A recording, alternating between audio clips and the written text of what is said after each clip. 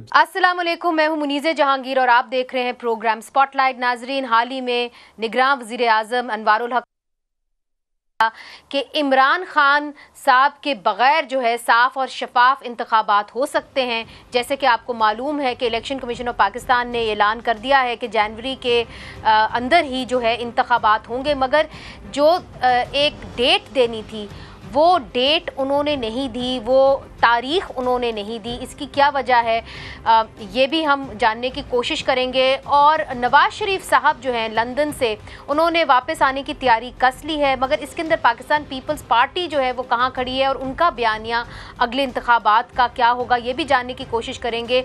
और क्या इस माहौल में जहाँ पे सियासतदान, सीनियर वकला जो हैं और सहाफ़ी जो हैं उनकी ज़ुबान बंदी हो रही है, वो खुल के अपनी राय का इजहार नहीं कर सकते, तो उस माहौल के अंदर क्या इंतखाबात हो सकते हैं जहाँ पे लोग अपनी बात कर सकें, अपने मसाइल का हल ढूंढ सकें? इसी हवाले से हमने दावत दी है सीनियर पाकिस्तान पीपल्स पार्टी के लीडर हैं, साबिक लीडर ऑफ अपोजिशन हैं, जनाब खुर्शीद शाह साहब को। ज़ीरक सियासतदान है, 1990s में आपने पहली दफ़ा जो है पार्लियामेंट के अंदर कदम रखा और फिर आपने 2013 से 2018 तक आप कौमी असम्बली में अपोजिशन लीडर भी रह चुके हैं। 2008 से 2013 तक आप चीफ विप भी रह चुके हैं और आप कई दफ़ा जो है आपने काबीना के अंदर हिस्सा भी लिया है, आप वज़ीर भी रह चुके हैं। बहुत बहुत शुक्रिया शाह साहब, आपने हमें ज्वाइन किया। आपने जो इस वक्त निगरान वज़ीर आज़म है उनका बयान तो आपने सुन लिया होगा। आप समझते हैं कि इमरान खान साहब के बग़ैर जो इंतखाबात होंगे उसको दुनिया कबूल कर लेगी? देखें, दुनिया कबूल करे ना करे, पहले तो इलेक्शंस होने चाहिए। पहली प्रायोरिटी तो ये होनी चाहिए कि इलेक्शंस हों। पहले ही हमने कॉन्स्टिट्यूशन की वायलेशन सच्ची बात है की है और वो अब अगर हम इसको और लेट करेंगे तो और वायलेशन में जाएंगे और एक बंद गली में फंस जाएंगे। इसलिए जो इलेक्शन है वो होनी चाहिए। हाँ, इससे बड़े शकूक और शुबात बढ़ते हैं कि डेट न देना और हफ्ता देना तो आप अदालत में होती हैं। जब जज कोई हफ्ता देता है कि अगले महीने के सेकंड वीक में रख लेना, तो वो रखा नहीं जाता है। 2-4 साल 6 साल चला लंबा चलता है। और इसमें अगर वो डेट दे देते तो 6 दिन का फ़र्क है, 6 दिन में से किसी भी दिन की डेट दे देते और वो अपना शेड्यूल है उसके अंदर डाल देते, कोई फ़र्क नहीं पड़ता। खाम खा का इबाम छोड़ दिया और ये नहीं करना चाहिए था इलेक्शन कमीशन को। इलेक्शन कमीशन के ऊपर बड़ी रिस्पॉन्सिबिलिटी है कि वो देखे कि आधा दाना इलेक्शन होते हैं नहीं होते हैं, क्योंकि पाकिस्तान के अंदर ये एक बहुत बड़ा सवाल उठता है हर मरतबा कि आधा दाना इलेक्शन हुए नहीं हुए।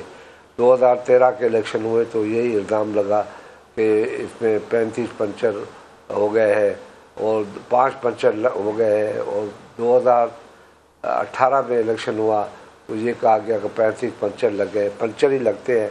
मैं दुआ करता हूँ कि इस मरतबा इलेक्शन अगर बेहतर हो तो कोई पंचर ना हो, कोई पंचर ना हो। मगर आपने चूंकि इलेक्शन कमीशन के हवाले से उनके पर तनकीद की है, तो आपको लगता है कि इलेक्शन कमीशन की नीयत जो है वो ख़राब है? नहीं तो वो इलेक्शन डेट ज़रूर देते।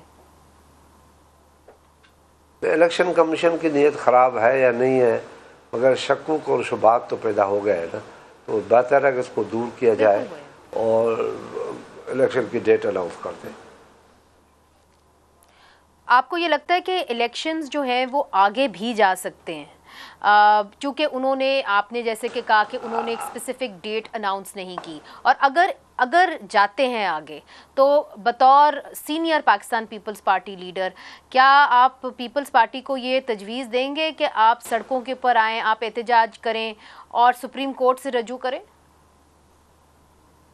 मुनीज़ा, बात यह है कि इलेक्शन ज़्यादा से ज़्यादा फरवरी का लास्ट वीक है। उसके आगे जो भी होगा वो अनकॉन्स्टिट्यूशन होगा। उसके लिए उनको इमरजेंसी लगानी पड़ी या मार्शल लॉ लगाना पड़े, और रास्ता नहीं है उसके आगे जाने का। ज़्यादा इनके पास पीरियड है लास्ट वीक ऑफ फरवरी, इससे आगे नहीं है। और मगर शाह साहब, आपने तो यहाँ पे बड़ी अनहोनियां होते हुए देखी है। हाँ जी देखें, अब कम से कम एक यकीन, मेरा ईमान के हद तक यकीन है कि इस मरतबा जो अदालतें हैं जो अदालतों का चीफ आया है वो किसी भी ऐसे मामले में कंप्रोमाइज़ नहीं करेगा जिससे कॉन्स्टिट्यूशन को ज़िच पहुँचे। तो ये मुझे यकीन है कि बहुत मुश्किल है किसी के लिए कि इलेक्शन को पोस्टपोन करें। आपने ये कहा कि जी आपको उम्मीद है जो इस वक्त के चीफ जस्टिस हैं जस्टिस काजी फाइज ईसा से, मगर अगर इलेक्शन कमीशन ये फैसला कर ले कि नहीं जी किसी वजह से हमें इलेक्शन को आगे लेके जाना है, तो क्या पाकिस्तान पीपल्स पार्टी जो है अदालत की तरफ जाएगी? और अगर पाकिस्तान तहरीक इंसाफ जो है एहतजाजी सियासत के अंदर आ जाए किसी तरीके से, तो आप क्या साथ देंगे? क्या आप एहतजाज करेंगे सड़कों पे कि नहीं इलेक्शन होने चाहिए? हमारे लीडर ने, चेयरमैन ने बड़ा वाज़ेह तौर पे अनाउंस कर दिया है यही बात जो आप मुझसे पूछ रही है। दूसरा ये कि इसका हल तो है ही नहीं ना कि अगर आपका कॉन्स्टिट्यूशन के अंदर इलेक्शन, पार्लियामेंट का इलेक्शन का किस तरीक़ेकार है कि सेनेट की जो कॉन्स्टिट्यूंसी है, जो इलेक्टोरल रोल है, वो नई सूबाई असम्बलियाँ हैं। अगर सेनेट मार्च के 6 तारीख को, 3 तारीख को ख़त्म हो जाती है तो फिर पार्लियामेंट तो ख़त्म हो गई, फिर उसका इलेक्टोरल रोल है नहीं। बिल्कुल। फिर क्या होगा? फिर पार्लियामेंट के न होने से ये जो ब्लैक कॉरिडोर आ जाएगा तो इसको आप किस तरीके से फुलफिल करेंगे? तो ये बड़ा मुश्किल है, ये अदालतें करने नहीं देंगी, ये मेरी बिल्कुल वाज़ेह बात है। अगर करना है तो फिर खुल के करना पड़ेगा कि भाई मार्शल लॉ लगा रहे हैं या हम इमरजेंसी लगा रहे हैं, खुल के आना पड़ेगा। फिर इस तरीके से शायद मसला हल ना हो। जब आप कहते हैं कि खुल के उनको आना पड़ेगा, मार्शल लॉ की बात की आपने कर दी, आप तो सियासत को बड़ी करीब से आपने देखा है। इस वक्त जो क़यादत आई है, गैर सियासी क़यादत आई है, आपको लगता है कि वो मार्शल लॉ लगाने के मूड में है? नहीं, मैं अभी तक तो नहीं हूँ। मैं तो कह रहा हूँ कि नहीं हूँ। मैं उम्मीद रखता हूँ कि लेट हुआ तो फरवरी के लास्ट में तो कह दिया। मैंने आपके उस सवाल का जवाब दिया है जो आपने पूछा कि अगर इलेक्शन कमीशन इसको किसी वजह से लेट कर रही है तो उसका जवाब दिया। तो लेट नहीं हो सकता, इसलिए कि इलेक्शन पार्लियामेंट की, सेनेट की होगी और पार्लियामेंट रहेगी और उसका इलेक्टोरल रोल सूबाई असम्बलियाँ हैं और वो जब नहीं होंगी तो ये नहीं हो सकता। पॉसिबल नहीं है कि ब्लैक कॉरिडोर को फुलफिल किया जाए। शाह साहब, ये सवाल मैं आपसे इसलिए भी कर रही हूँ क्योंकि जरदारी साहब जो हैं वो कुछ अलग सा मौक़िफ़ रखते हैं, कुछ लचक रखते हैं अपने मौक़िफ़ के अंदर, जबकि बिलावल भुट्टो जरदारी साहब ये कहते हैं कि जी 90 दिन के अंदर ही इलेक्शंस हो जानी चाहिए। वो कहते हैं नहीं जी, हल्का बंदियों को भी देखना होगा। तो कहीं ये एक थिंकिंग है आपकी लीडरशिप में कि नहीं जी देखिए हल्का बंदियाँ पहले सही तरह से इत्मीनान से कर लें, फिर इलेक्शंस करें? मुनरा ये है कि जरदारी साहब का विद इन कॉन्स्टिट्यूशनल पीरियड बात है, वो उससे बाहर बात नहीं कर रहे। आप बात कर रही हैं कॉन्स्टिट्यूशनल पीरियड के बाहर। कॉन्स्टिट्यूशनल पीरियड एक 90 डेज का वो ख़त्म हो गया, हल्का बंदियों का आ गया, वो हल्का बंदियाँ भी हो गई, उसकी लिस्टें भी आ गई। अभी वो नवंबर के किसी तारीख को वो दे देंगे, उसके बाद अनाउंस कर देंगे डेट। अक्टूबर के, सॉरी अक्टूबर 27 अक्टूबर को वो दे देंगे लिस्टें। जो ऑब्जेक्शन है वो ऑब्जेक्शन हो जाए, इसको भी करना है। तो 27 अक्टूबर के बाद फिर कोई पीरियड नहीं है, फिर इलेक्शन की डेट पे जाएंगे, इलेक्शन पे जाएंगे। उससे बाहर आप फरवरी के बाद मार्च, अप्रैल, मई, जून में इलेक्शन नहीं हो सकती। कॉरिडोर आ जाएगा और उसमें आप कॉन्स्टिट्यूशन की मुकम्मल वायलेशन होगी और ये अदालत जो मौजूदा अदालत है ये वो होने नहीं देगी, नहीं होने देगी। ये वो अदालत नहीं है। मगर शाह साहब ये भी बताइए, उसने कह दिया था कि कॉन्स्टिट्यूशन में अमेंडमेंट भी कर सकते हो, वर्दी में भी रह सकते हो। ठीक है, अदालतों ने बड़े बड़े जुर्म किए हैं, मगर इस अदालत में हमें यकीन है कि ये वो जुर्म नहीं कर सकते। मगर शाह साहब ये बताइए कि खान साहब के हवाले से जो अनवारुल हक काकड़ साहब ने कहा, मैंने आपसे पहले भी ये सवाल किया था, आपने इलेक्शंस की तरफ बात की, मगर अगर इलेक्शंस होते हैं और उसके अंदर से इमरान खान साहब गायब होते हैं तो ये सिलसिला कब रुकेगा? आपको याद होगा कि पिछले इलेक्शंस के अंदर मियां नवाज शरीफ साहब आउट थे। इमरान खान के अलावा भी इलेक्शन हो सकता है अगर वो डिस्क्वालीफाई किसी वजह से हो गया है, जो उनको सज़ा लगी है, अदालत ने दी है, अदालत अगर उसकी सज़ा ख़त्म कर देती है तो वो इलेक्शन में हिस्सा लेगा। अगर अदालत उसकी इलेक्शन का सज़ा ख़त्म नहीं करती तो वो नहीं ले सकता। ये तो आज की बात नहीं, ये तो हमें दुनिया के हर जगह पे भी हो सकता है।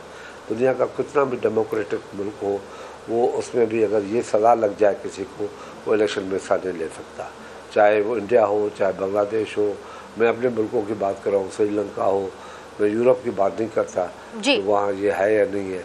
मगर वहाँ भी अगर होगा तो यही होगा कि सज़ा वाले को कभी इजाज़त नहीं मिलेगी, मगर उनकी पार्टियों को इजाज़त मिल सकती है, वो पार्टी इलेक्शन में हिस्सा लड़े।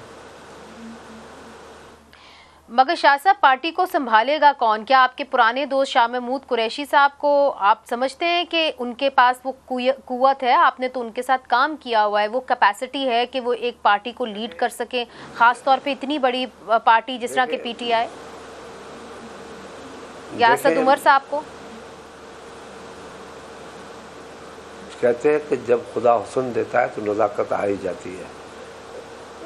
उमर को तो वो शायद न दे, शाह महमूद को शायद दे, और जो हो सकता था पॉसिबिलिटी वो पार्टी छोड़ गए 2-3 आदमी। तो इसलिए यही रास्ता है। अगर वो बैकवर्ड कर देते हैं तो उनका वोटर फारिग हो जाएगा, वो अपना फैसला करेगा।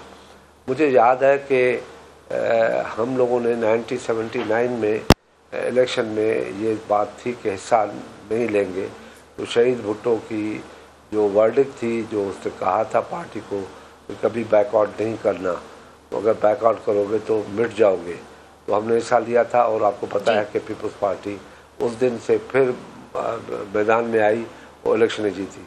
और 85 में जब हमने बैकआउट किया तो आज तक उसका नुकसान हम बर्दाश्त कर रहे हैं। इसलिए पीटीआई बैकआउट नहीं करेगी, इलेक्शन में हिस्सा लेगी। नवाज शरीफ साहब के हवाले से आपने एक हाल ही में बयान दिया, आपने कहा कि मुझे ऐसा लगता है कि मियां नवाज शरीफ साहब जो हैं शायद वो पाकिस्तान वापस ना आएँ, शायद उनकी तबीयत ठीक ना हो। अब उन्होंने डेट भी दे दी है, वो कहते हैं कि जी 21 अक्टूबर को हम वापस आ रहे हैं। आप क्यों समझते हैं कि मियां नवाज शरीफ साहब पाकिस्तान आने से कतराएंगे, वापस शायद ना आएँ? देखें, मेरे बयान को समझा नहीं गया। मैंने कहा मियां नवाज शरीफ यहाँ से गए थे जब बीमार थे, बीमारी की हालत में गए, और वहाँ अभी तक है वो इलाज करा रहे हैं और इलाज उनका हो रहा है, मगर वो ठीक नज़र आ रहा है, मगर उसका इलाज हो रहा है। हो सकता है कि उसकी तबीयत अचानक ख़राब हो जाए और वो ना आ सके, तो उसको जुर्म न समझा जाए, उसकी बीमारी समझी जाए। तो इसी स्पिरिट से मैंने ये जवाब दिया था उनकी तरफ से कि जो सवाल हुआ था वो ऐसा ही था, मैं समझ गई, यही बनता था। जहाँ तक उनका जो मुझे आप भी सवाल करेगी तो सवाल आप जब तक करें, तो उनका जो बयानिया है वो कहते हैं कि हम फलाने को भी नहीं छोड़ेंगे, फलाने को भी नहीं छोड़ेंगे, फलाने को भी नहीं छोड़ेंगे, फलाने। हमारा बयानिया ये नहीं है। हमारा बयानिया ये है कि मैशियत को किस तरीके से भी बेहतर करना है। पहली प्रायोरिटी बयानिया की मुल्क की मैशियत होगी, आवाम की खुशहाली होगी, मुल्क की सियासत को मजबूत करने की होगी।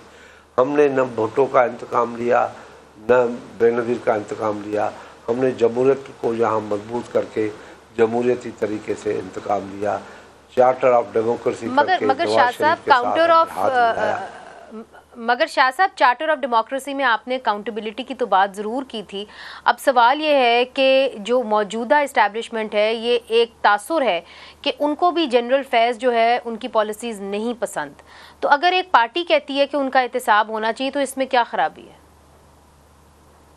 अच्छी बात है, करना चाहिए, मैं कभी उसकी मुखालफत नहीं करता, बिल्कुल वाज़ेह तौर पे कह रहा हूँ।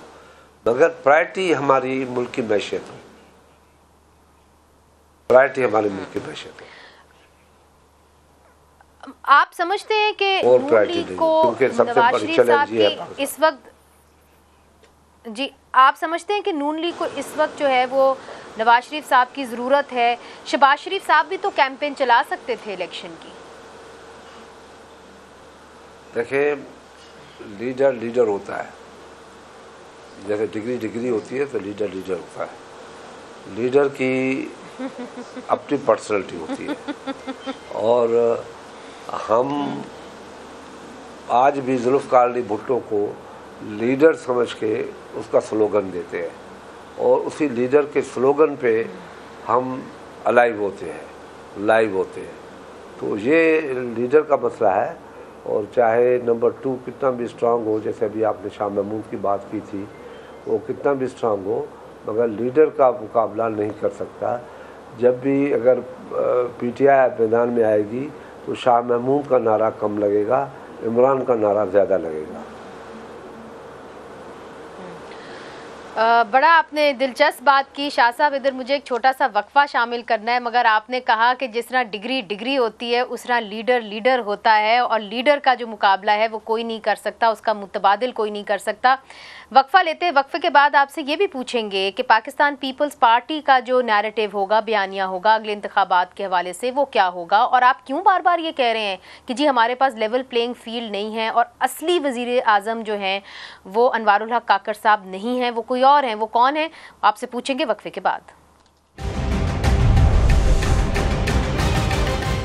वेलकम बैक नाजरीन। आज स्पॉटलाइट में जो ख़ास मेहमान है और जो स्पॉटलाइट है वो है सैयद खुर्शीद शाह साहब के ऊपर, जो एक ज़ीरक सियासतदान है, पाकिस्तान पीपल्स पार्टी के एक बहुत ही सीनियर लीडर हैं। शाह साहब, आपने हाल ही में एक और बयान दिया और आपने कहा कि जो असल वज़ीर आज़म होता है वो इस्टेब्लिशमेंट डिवीज़न चलाता है, वो अनवारुल हक काकड़ साहब नहीं है, और आजकल भी वही वज़ीर आज़म है जो इस्टेब्लिशमेंट डिवीज़न चला रहा है। आपका ज़ाहिर है इशारा आहत चीमा के ऊपर था, जो इस वक्त नून लीग से मुंसलिक समझे जाते हैं। ये आपने क्यों कहा? देखिए मुनिदा, मैंने आज से 2 दिन पहले भी, कल भी और आज आपके प्रोग्राम में भी ये बात बिल्कुल वाज़ेह तौर पे कहना चाहता हूँ और बताना भी चाहता हूँ। और एज़ यूजुअल मैं मुस्लिम लीग नून के लीडर को भी बड़े अच्छे मशवरे देता था और वो अमल भी करता था और हमें कामयाबी हासिल होती थी। अभी अगर वो हुकूमत में है, एक तो चांस उनका ये ख़त्म हो गया कि कभी ये कह दे कि धांधली हुई है, क्योंकि हुकूमत का हिस्सा है। मैंने उनको मशवरा ये दिया है कि जितना जल्द हो सके अपने ये 6-7 आदमी उधर से निकाल लो, कि ये बहुत बड़ा एक बदनुमा दाग है कि आपके अलाइज जितने भी हैं वो इलेक्शनों में जा रहे हैं और इलेक्शन लड़ रहे हैं। आप हुकूमत में बैठ के अपने बंदों के थ्रू आप हुकूमत का हिस्सा बने हुए हैं, तो इससे निकले आप। क्यों इसलिए कह रहा हूँ कि इनके पास फिर वो वर्ड नहीं होगा कि किसी को कह सके कि हमारे साथ धांधली हुई है। इसलिए ये लेवल प्लेइंग फील्ड भी ये होगा कि नवाज शरीफ, हम, मौलाना, अगर पीटीआई को इजाज़त मिलती है तो पीटीआई, MQM, असद निजार वली, शेरपाऊ, जितने भी दूसरे पार्टियाँ हैं वो बराबरी के बुनियादों पे हुकूमत के अंदर बैठ के इलेक्शन लड़े, हुकूमत से बाहर बैठ के इलेक्शन लड़े। यही वजह है जो मैंने मगर शाह साहब एक सिंसियर सजेशन मैंने दी। नहीं मियाँ साहब, नवाज शरीफ साहब आपकी बड़ी इज्जत भी करते हैं, मगर सवाल ये उठता है कि एक तो ये भी समझा जाता है कि जलील अब्बास जिलानी साहब जो हैं इस वक्त पाकिस्तान के फॉरेन मिनिस्टर, वो पाकिस्तान पीपल्स पार्टी की तरफ से नाम आया था, क्या ये दुरुस्त नहीं? मुनरा बात सुने, नाम हमने न्यूट्रल दिए थे, ये पीपल्स पार्टी ने नहीं दिए थे। ये नाम दिए थे, एक कमेटी बनी थी जिसमें ख्वाजा आसिफ भी था और अयाज सादिक भी था और क्या राना सनाउल्लाह भी था, खुर्शीद शाह भी था, तो नवीद कमर भी था, राजा परवेश भी था और मौलाना असद साहब भी शायद थे। तो उन लोगों ने मिलके 5 नाम दिए थे हमने, जिसमें जलील अब्बास का नाम था। ये बात क्लियर होनी चाहिए। ये बिलाशक आप ख्वाजा आसिफ से या अयाज सादिक से पूछ सकती है। ये आपकी अच्छा, ये आपने बड़ी दिलचस्प बात बताई। ठीक, मैं ज़रूर उनसे पूछूंगी और अच्छा कि आपने ये साफ बयान दे दिया। मुझे ये बताइए कि अनवारुल हक काकड़ साहब का नाम किसके ज़रिए आया था? ये हमने नहीं दिया था, बिल्कुल नहीं दिया था। क्या नून लीग ने उस वक्त काकड़ साहब अनवारुल हक काकड़ सेनेटर थे? जी, सेनेटर है, अच्छे इंसान है, बहुत अच्छे आदमी है। जी शाह साहब, मगर क्या नून लीग के नुमाइंदे थे वो? क्या नून लीग की तरफ से आया था? ये तो मैं नहीं कह सकता। नहीं, मैं ये भी नहीं कह सकता। और वो लोगों ने मिलकर, आप ये भी नहीं कह सकते नून लीग की तरफ से भी नहीं आया, आपकी तरफ से भी नहीं आया, तो फिर कहां से आया? अल्लाह ताला जो ऊपर बैठा है वो हम बंदों के दिलों में डाल देता है, नाम आ जाता है। तो आपके दिलों के अंदर किसी ने झांका तो नाम आया, मेरा ख्याल है जो लोग देख भी रहे हैं वो समझ ही गए होंगे कहाँ से ये नाम आया था। मगर शाह साहब मुझे ये बताइए कि ये कहता हूँ अल्लाह ताला की ज़ात बहुत बड़ी है, वो ही ज़ात है जो इंसान के दिल और दिमाग में किसी बंदे का नाम डाल देती है या किसी चीज़ का नाम डाल देती है, तो वो आप कुदरती कर देते हैं कि अल्लाह ने तो नहीं दिया मगर दिमाग में आपके आया। जो चीज़ भी हिलती जुलती है वो अल्लाह की तरफ से है। अच्छा, चूँकि शाह साहब आपने मियाँ नवाज शरीफ साहब के हवाले से भी बहुत अच्छी बातें की, आपको क्या ये लगता है, चूँकि आप पाकिस्तान की सियासत से बखूबी वाकिफ़ हैं, कि अगर मियाँ नवाज शरीफ साहब वापस आते हैं तो जाहिर है उनको अरेस्ट कोर्ट करना तो होगा, उनको शायद जेल भी जाना पड़े, हो सकता है कि जेल उनको ज़्यादा देर जाना पड़े। कहीं ये तो होना ही नहीं जा रहा कि ये जो आने वाले इंतखाबात हैं उसमें से खान साहब भी गायब हो जाएँ और मियाँ साहब भी हो जाएँ? देखें, पाकिस्तान के अंदर अल्हम्दुलिल्लाह पाकिस्तान पीपल्स पार्टी को, आज के नौजवानों को बता रहा हूँ कि पहली मर्तबा एक ऐसा कॉन्स्टिट्यूशन दिया, आइन दिया आज से 50 साल पहले, जिससे आज हम चल रहे हैं, जिसकी वजह से हम चल रहे हैं। उस आइन के अंदर हर चीज़ वाज़ेह तौर पर लिखी गई है। हाँ, इसमें कई मर्तबा बहुत बड़े एक्सीडेंट हुए, आइन को मुअत्तल किया गया, मगर ख़त्म नहीं कर सके। जिन लोगों ने भी कोशिश की वो ख़त्म नहीं कर सके। तो वो अब मौजूद है, कानून मौजूद है, जो कानून के अंदर है वही होगा, कानून से बाहर नहीं होगा। कानून के आगे एक फ़कीर की भी वो हैसियत है, खुर्शीद शाह की भी वो हैसियत है, चेयरमैन बिलावल की वो हैसियत है, नवाज शरीफ की वो हैसियत। आप मेरे से बेहतर जानते हैं कि किस तरीके से कानून को, आइन को तोड़ा मड़ोड़ा गया, ख़ास तौर पे आपकी हुकूमत के ख़िलाफ़ साजिशें की गई, ये आपसे बेहतर और बात कौन जान सकता है। मगर अब सवाल ये है कि आपने अभी एक जी अच्छी बात यह है कि तोड़ा भी गया, मरोड़ा भी गया, निकाला भी गया, नाम भी डाले गए, मगर फिर अल्लाह ने उसी पार्टी को ये मौका फराहम किया कि 18वीं तरमीम में पाकिस्तान के इस आइन को उसी शेप में लेके आना और भी बेहतर बनाना, खैबर पख्तूनख्वा बनाना, गिलगित बल्तिस्तान बनाना, NFC अवार्ड कराना, ये चीज़ें भी देने की हैसियत वो अल्लाह ने मौका दिया, जो हमने किया। मगर शाह साहब ये भी बताइए कि जब आप आइन और कानून की बात करते हैं, all credit goes to Asif Ali Zardari, कि उसने खुल के कहा कि आइन के अंदर जो सदर के पास पावर है ये पार्लियामेंट को मिलने चाहिए, और सारे पावर उसने पार्लियामेंट को दिए और हमारे लिए आसानी पैदा की, और हम लोगों ने पाकिस्तान के आइन को 18वीं तरमीम के शेप में फिर बहाल किया। मगर शाह साहब बात यह है कि जो आपकी आखिरी हुकूमत आई थी, इत्तेहादी हुकूमत आई थी, उसके बाद हमने इतनी सख्त घुटन जो है वो देखी है पाकिस्तान के अंदर, जहाँ पे civil and political rights suspend हो गए। अख्तर हुसैन जैसे सीनियर वकील, जिनको आप भी जानते होंगे, उन्होंने महंगाई के ऊपर मुजाहरा किया तो उनके ऊपर म्यूटनी, बगावत का पर्चा बन गया। अभी भी हमारे एक सीनियर जर्नलिस्ट हैं, उन्होंने एक ट्वीट की, उनको जो है हिरासत में लिया गया है। तो क्या आप ये नहीं समझते कि जो इत्तेहादी हुकूमत आप लेके आए थे, जिसका आप हिस्सा थे, वो फेल हो गए, कि लोग अब अपनी बात कर ही नहीं सकते? इस माहौल में कैसे इंतखाबात जो हैं साफ होंगे जहां पे लोग अपनी अजहार ही नहीं कर सकते? देखिए, आपका सवाल बड़ा अच्छा है और माकूल भी है, सही भी है, मैं आपके सवाल को गलत नहीं कहता। ये हुकूमत थी 11 पार्टियों की, और ऐसे ही हालात में ऐसे ही रिज़ल्ट आते हैं। मगर आप देख लें कि जब हम इंडिपेंडेंट हुकूमत हमारी थी 2008 में, कि एक भी आपको सियासी कैदी नहीं मिलेगा उस ज़माने में। अब हमारे अथॉरिटी बड़ी महदूद थी, उस अथॉरिटी में जितना हम कर सकते थे कर सके, मगर जो केयर टेकर गवर्नमेंट थी, केयर टेकर तो नहीं थी, वो तो एक इलेक्टेड गवर्नमेंट थी, 16 महीनों की, पार्लियामेंट ने उनको बनाया था, मगर जो कुछ हुआ उसमें 16 पार्टियां थी।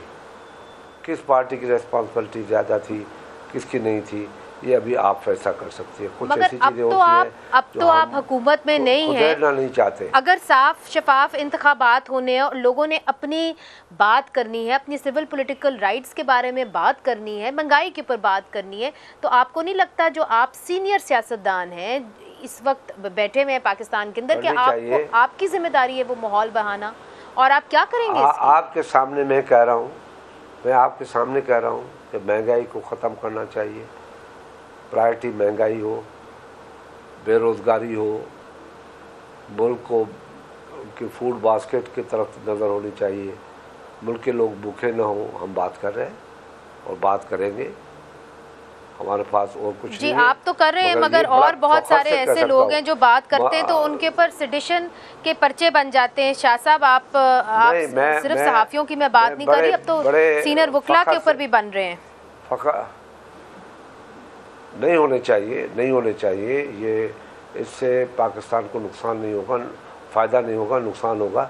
मगर बड़ी प्राउडली मैं कह सकता हूँ कि 2008 से 2013 तक हमने जो भी कमिटमेंट की वो पूरी की, जो भी कमिटमेंट की, जो भी कमिटमेंट की। चले अब बेरोजगारी की, अब आपकी कमिटमेंट लोगों के साथ क्या होगी शाह साहब? जी ठीक, हमारी कमिटमेंट लोगों के साथ आगे की तरफ लोग देख रहे हैं। हम पीछे मुड़ के वो फैसले नहीं करेंगे, हम आगे देख के फैसले करेंगे और वो फैसले करेंगे जो पाकिस्तान के अवाम के जो दुख और दर्द है। पीपल्स पार्टी ने 55 साल पहले भी ये बात की थी और उस पर अमल करके दिखाया। पाकिस्तान पीपल्स पार्टी की हुकूमत, मगर आपका बयानिया क्या होगा? क्योंकि अब तो पाकिस्तान मुस्लिम लीग नून बयानिया दे रहा है अपनी पार्टी का, हमारा तो बयानिया पार्टी का बयानिया, हमारा मुआशी बयानिया होगा, एग्रीकल्चर बयानिया होगा, लेबर बयानिया होगा, नौजवानों का बयानिया होगा। और हमने प्रूव किया, ये नहीं है कि हम बयानिया देंगे कल हम नहीं कर सके थे अभी करेंगे, नहीं, हमने कल भी किया था, आने वाले वक्त में भी करके आपको दिखाएंगे। ये पाकिस्तान के लोग देखेंगे कि पीपल्स पार्टी कैसे बेरोजगारी का खात्मा करती है, कैसे गवर्नमेंट मुलाजमीन, ठीक है, मगर जो भी बयानिया होगा, ठीक है, उनकी तनख्वाहों पे किस तरीके से, ठीक, मगर शाह साहब जो भी बयानिया होगा वो मईशत से जुड़ा हुआ होगा, ये क्लियर कर दीजिए। आपका जो भी बयानिया होगा, बिग स्लोगन होगा, वो मईशत से जुड़ा होगा। 100%। अच्छा, ये बड़ी आपने 100%।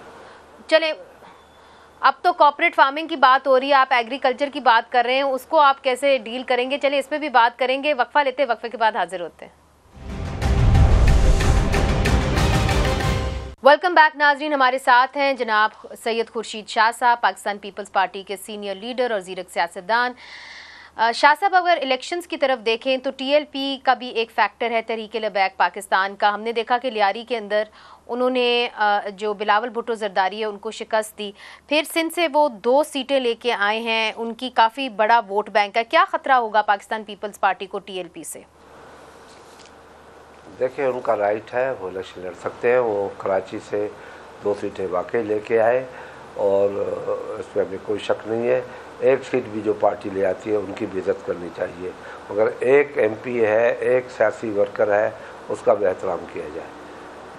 मेरा तो ये यकीन है, इसमें हमें कोई फिक्र की बात नहीं है कि वो लेके आते हैं नहीं लेके आते हैं। हमें अपना काम दिखाना है, हम क्या कर रहे हैं, हमने क्या किया है, हम क्या कर रहे हैं। और इंशाअल्लाह ताला सिंध में जो हमने आज एक जो परसेप्शन दी जाती वो मॉडल है पाकिस्तान का, कि एक परसेप्शन ये दी जाती है कि जी कम से कम पंजाब के अंदर तो उनको रियासत जो है उनको सपोर्ट कर रही है। जब वो हमले करते हैं अहमदिया जो है वर्शिप प्लेसेस के ऊपर, तो पुलिस उनके साथ साथ होती है। तो आपको लगता है कि इस वक्त जो है बार बार होते हैं ना, फेवरेट्स होते हैं गैर सियासी लोगों के, तो इस बार ये फेवरेट्स हो सकते हैं? देखें, जो बार बार हमले करते हैं वो फेवरेट तो नहीं हो सकते ना। हर मुल्क के आइन ने हर अदारे को अपना अपना मकाम दिया है और पार्लियामेंट का एक अपना मकाम है। पाकिस्तान तरक्की उस वक्त करेगा जब अदारे पार्लियामेंट के अंदर मदर ऑफ पार्लियामेंट के राइट्स को तस्लीम करेंगे, तब जाके आपका पाकिस्तान मुआशी तरीके से भी, इक़्तिसादी तरीके से भी, एग्रीकल्चर से भी, हर नैरेटिव के हिसाब से पाकिस्तान तरक्की करेगा। अगर हमने मदर ऑफ पार्लियामेंट को छोड़ दिया और अपने अपने लॉ और कानून के तहत ये समझा कि मैं अकेला पावरफुल हूँ, अदालतें कहेंगे हम जो फैसला, जैसे अभी अनफॉर्चुनेट एक फैसला आया नेब का, सिर्फ किसी बहाने से आखिरी दिन जो नहीं देना चाहिए था, गैर अखलाकी था, ये अब नहीं होना चाहिए था, तो उसने दे दिया। मगर शाह साहब चूंकि वक्त की किल्लत है, मेरी बात सुन ले, मेरी बात सुन ले, मेरी बात सुन ले, मजबूरी है मेरी भी, आपने टाइम लिया है कि अदालत का काम था कि वो सिर्फ केस भेज देना था पार्लियामेंट के अंदर कि इसको रिकन्सिडर करो, बस ये पावर था। और मुझे उम्मीद है कि मौजूदा जो क्या कहते हैं अदालत है इसको रिव्यू करेगी और देखेगी और अदालत का एहतराम करेगी।